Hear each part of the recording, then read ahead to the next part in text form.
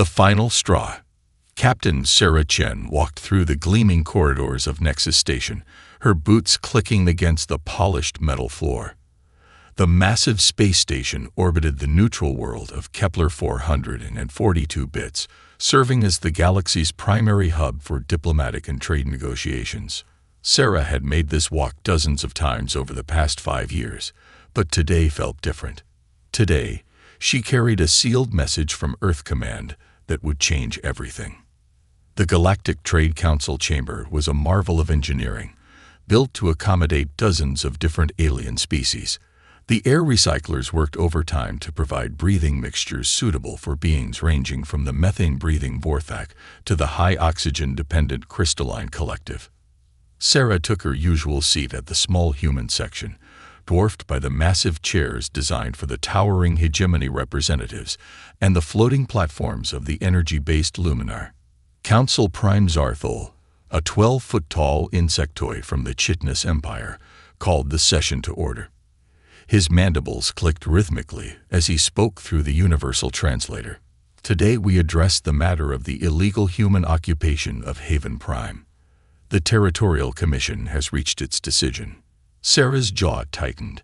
Haven Prime was humanity's newest colony world, established 15 years ago after decades of careful terraforming. 2 million humans now called it home, having transformed the barren rock into a thriving agricultural world that fed half a dozen star systems. The planet had been empty when humans found it, with no signs of previous habitation. Councillor Vex Harry of the Serpentine Collective slithered forward on her coils. The humans must withdraw from Haven Prime immediately. Our archaeological surveys have determined that the planet once belonged to the extinct Rothmeri civilization. As the Serpentine Collective shares genetic markers with the Rothmeri, we inherit their territorial claims. Sarah stood up slowly. With respect, Counselor, your archaeological surveys found nothing but some scattered mineral deposits that could have come from anywhere. We've been on Haven Prime for 15 years. We've built cities, established ecosystems, created a functioning society. 2 million humans call it home.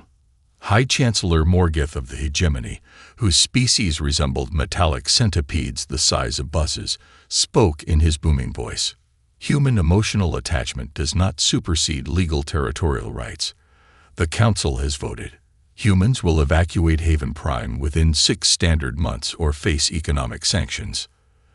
The familiar rage bubbled up in Sarah's chest. This was how it always went. The aliens made their decisions in closed sessions, presented them as fait accompli, and expected humans to comply without question. For decades, humanity had bent over backward to maintain galactic relations, giving ground whenever conflicts arose, accepting unfavorable trade deals, allowing aliens to dictate terms. Sarah had watched previous human representatives nod and agree, promised to bring the demands back to Earth for consideration. She had seen humanity's colonies given away, their trade routes restricted, their scientific discoveries claimed by alien civilizations, always in the name of maintaining peace and cooperation. But today, Sarah reached into her jacket and pulled out the sealed envelope from Earth Command. The message inside was short and clear. Enough. The unexpected response.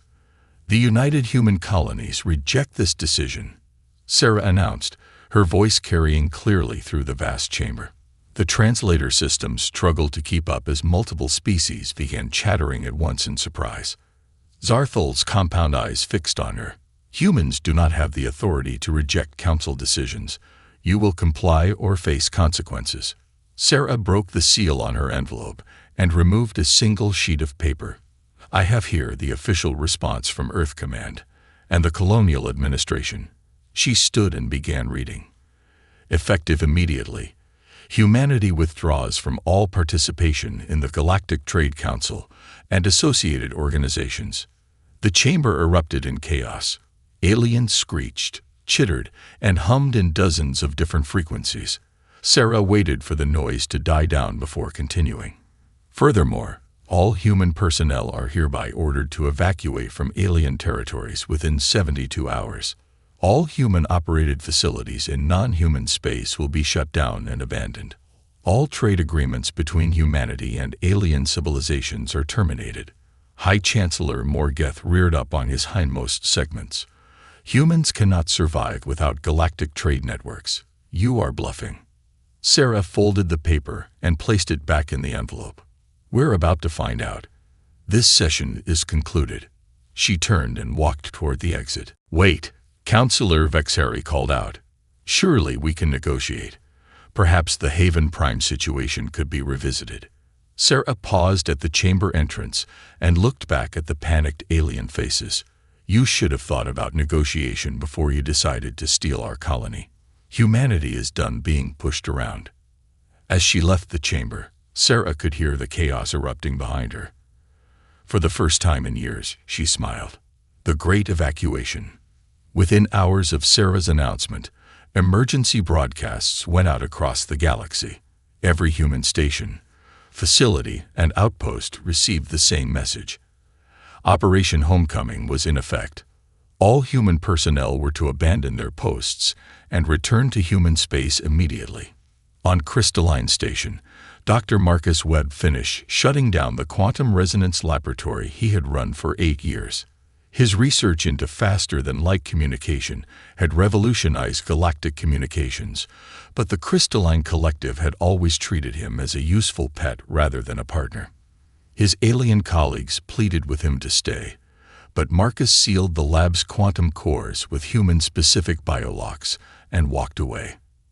At the massive hegemony shipyards above Cronus Ia, Chief Engineer Rosa Martinez supervised the evacuation of 3,000 human workers. For 12 years, humans had designed and built the most advanced starships in the galaxy. The aliens had the materials and the manufacturing capacity, but they lacked the innovative thinking and problem-solving skills that made human engineers indispensable. As the last human transport departed, Rosa activated a virus that corrupted all the engineering databases, leaving the aliens with half-finished ships and no blueprints to complete them. On agricultural worlds throughout the galaxy, human farmers and terraforming specialists abandoned their posts. The Vorthak had hired humans to transform methane-rich worlds into breadbaskets that could feed multiple species. The process required an intricate understanding of atmospheric chemistry, soil composition, and ecosystem management that humans had perfected over centuries of terraforming their own colonies. Without human expertise, the alien attempts at agriculture would fail within months.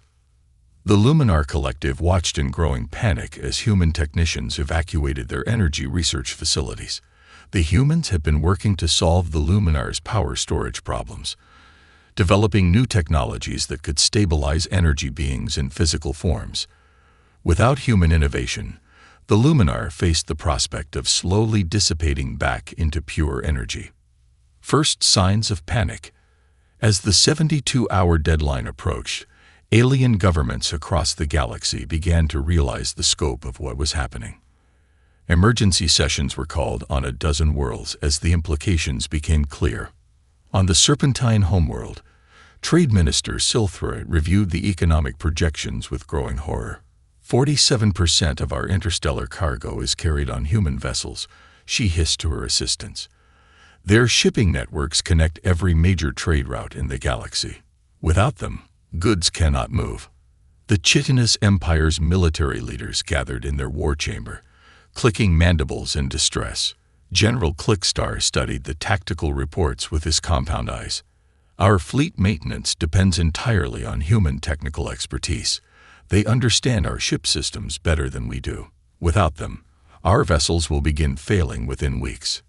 High Chancellor Morgeth paced in his private chambers, his metallic segments scraping against the floor. He had built his political career on the assumption that humans were weak and dependent on alien protection. The hegemony's entire economy was built on human labor and innovation. Without them, his civilization faced collapse. But the aliens still believed this was a negotiating tactic. Surely, the humans would come to their senses once they realized the economic consequences. Surely they would return to the bargaining table, chastened and ready to accept whatever terms were offered. They were wrong. The point of no return. As the deadline expired, something unprecedented happened in galactic history. The humans actually followed through. Every human facility went dark. Every human ship departed alien space. Every human voice fell silent on the communication networks. For the first time in over 2 centuries, humanity was alone. Sarah Chen stood on the observation deck of the human dreadnought Terra's Pride, watching the last evacuation transports dock with the fleet. Behind them, Nexus Station grew smaller in the distance, its alien occupants no doubt scrambling to figure out how to maintain the complex systems that humans have been quietly managing for decades. Admiral James Harrison, commander of the evacuation fleet, joined her at the viewing port. All personnel accounted for, Captain. We're ready to jump to. Silneth's gaseous form contracted with despair. The Vorthak had voted to support the Haven Prime resolution, seeing it as a simple matter of territorial law. They had never imagined that their medical system would collapse as a consequence. The crystalline collective's dimming light. Deep within the crystal caves of Sirion, the collective's greatest minds gathered in emergency session. The energy beings had taken physical crystal forms to better interface with solid matter, but their technology was failing without human innovation. Resonance Prime, Cathfol's crystalline structure flickered with distressed harmonics. The quantum resonance networks that maintain our physical forms are destabilizing. Human researchers were developing stabilization protocols that would have allowed us to maintain coherent forms indefinitely. The assembled crystal beings hummed in harmonic distress. Without stable physical forms, they would be forced to return to pure energy states, unable to interact with the material universe. Their civilization's dreams of expansion beyond their home dimension would die. What of the research data the humans left behind? Incomplete. They removed all the critical breakthrough research before departing. We have their preliminary studies, but not the innovative leaps that made the technology practical. Economic catastrophe. Trade Minister Silthra of the Serpentine Collective reviewed the economic reports with growing horror. The elegant mathematical projections that had once predicted centuries of prosperity now showed nothing but collapse.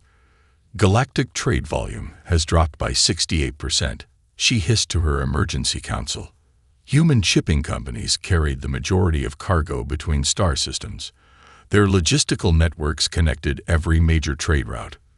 The Serpentine beings had been master traders for millennia, but they had gradually allowed humans to handle the complex logistics of interstellar commerce. Human companies had developed routing algorithms, managed supply chains, and coordinated the movement of goods across thousands of light years with an efficiency that aliens had never quite understood. Alternative shipping providers. The Vorthak commercial fleet has increased their operations by 15%, but they lack the route optimization capabilities. Transit times have tripled, and cargo losses are approaching 20%. Silthra's scales rippled with agitation. The hegemony's military transports could supplement civilian shipping, but their fleet is grounded with technical failures. The galaxy's entire economic structure had been built on the assumption that human logistics would always be available. Without them, trade networks that had operated smoothly for centuries were grinding to a halt. The desperate plea.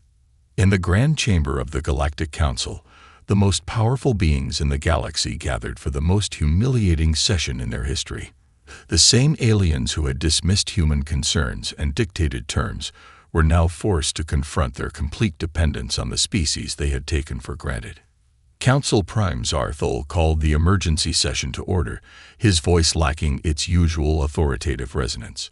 We must address the human crisis. Our civilizations face systemic collapse without their participation. High Chancellor Morgeth's metallic segments scraped against the floor as he spoke. My military advisors estimate that the hegemony fleet will be completely inoperative within 4 months. Our shipyards cannot function without human technical expertise.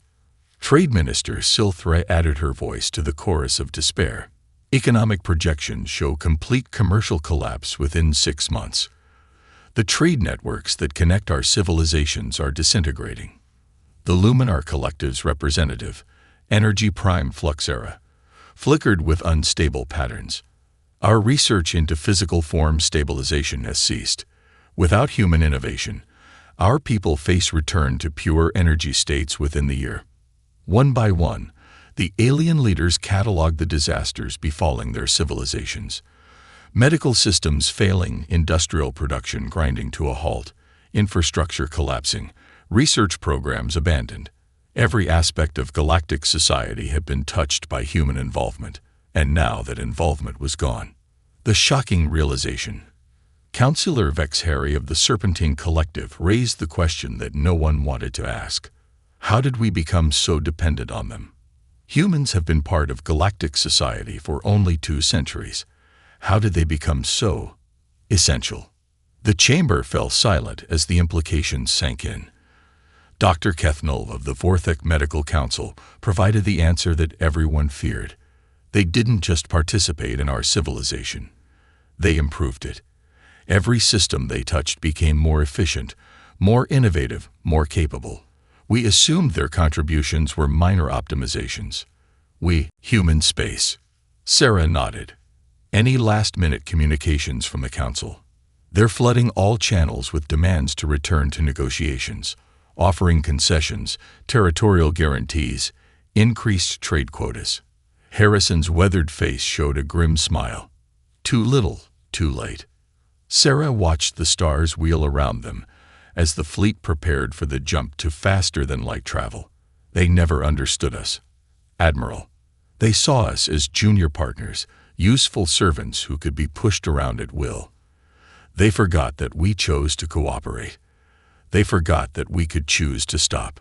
The fleet jumped, leaving the alien civilizations to face their first crisis without human help. In human space, preparations were already underway for the challenges ahead. Humanity would stand alone, but they would stand strong. Behind them, the galaxy began to shake apart. The collapse begins. 30 days later, the cracks show. Council Prime Zarthol stood in the emergency command center on Nexus Station, his compound eyes scanning dozens of status displays that flashed increasingly urgent warnings. The magnificent station that had once been the crown jewel of galactic cooperation was falling apart, and there was nothing he could do to stop it. Report on the atmospheric processors. He clicked to his aide, a nervous young chitinous named Vectar. Primary systems are failing, Council Prime. The humans designed the air recycling networks, and we don't have the technical documentation to repair them. 3 sectors are already on emergency atmospheric reserves. Zarthol's mandibles clattered with frustration. In 30 days, the reality of human withdrawal had become a nightmare beyond imagination. The systems that kept the station habitable had been maintained by a small team of human engineers who worked quietly in the background. Everyone had assumed the technology was simple enough that any species could manage it. They were wrong. What about the jump gate network? Vectar's kitten held to a sickly gray color. 17 gates have gone offline in the past week. The quantum synchronization protocols require constant adjustment, and the mathematical models. He paused, mandibles trembling. The humans never shared the complete equations. We have partial data, but without their intuitive problem-solving methods, we cannot maintain proper calibration. Across the galaxy, similar scenes were playing out on 1,000 worlds. The hegemony's pride falls. High Chancellor Morgeth stood in the ruins of his civilization's greatest achievement. The orbital shipyard above Hegemony Prime had been constructing the largest dreadnought in galactic history, a vessel designed to cement the hegemony's military dominance for centuries to come. Now it hung in space like a dead whale, half-completed and impossible to finish.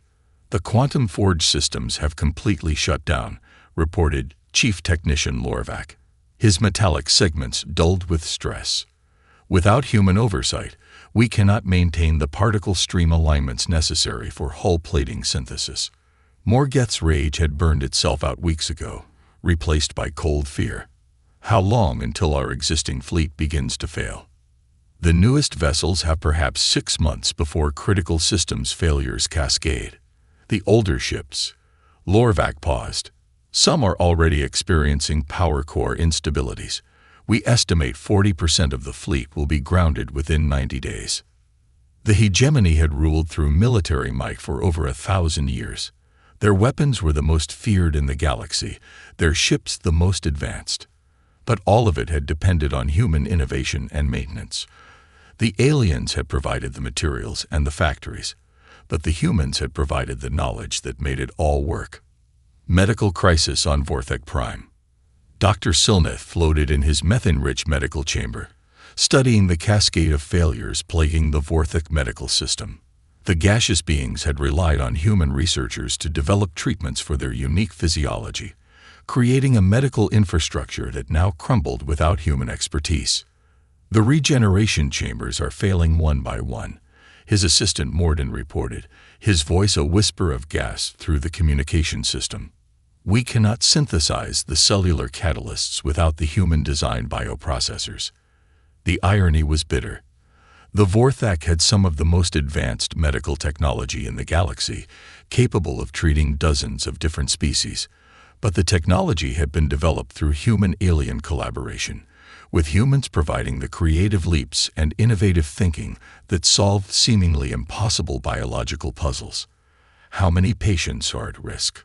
Approximately 400,000 across all medical facilities. The regeneration therapy failure rate has increased to 37% without human technical support. We're wrong. The truth was undeniable.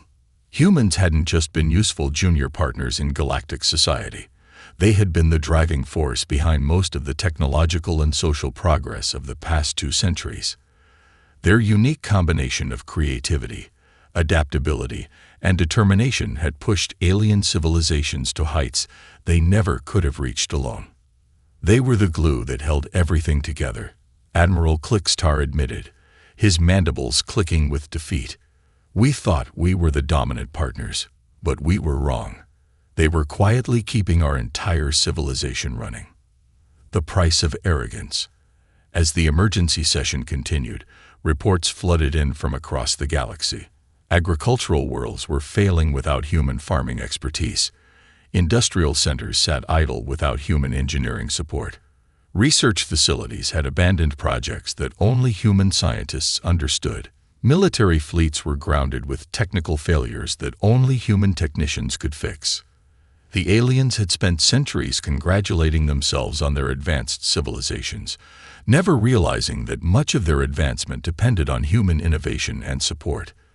They had treated humans as useful servants while benefiting from human genius. Council Prime Zarthal stood before the assembled alien leaders, his compound eyes reflecting the harsh reality they all faced. We have made a grave error. We assumed that power came from military strength and political authority. We never understood that true power comes from being indispensable. The chamber buzzed with desperate conversations as alien species that had been enemies for millennia now faced the same crisis. Without human participation, their mighty civilizations were revealed to be hollow shells, dependent on the very species they had dismissed and controlled. High Chancellor Morgeth spoke the words that everyone was thinking. We need them back.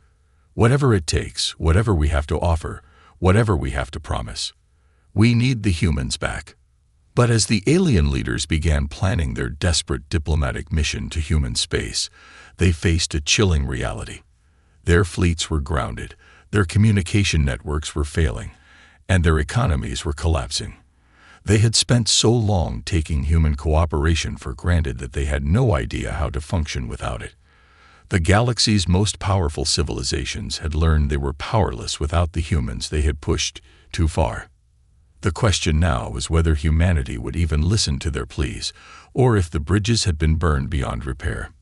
In human space, the colonies were thriving under their own direction for the first time in decades. They had discovered something the aliens never understood. Humans were far stronger when they stood together, united by purpose, and free from alien control. The galaxy was about to learn what happened when you underestimated humanity's strength and independence. The lesson would be painful, and it might already be too late.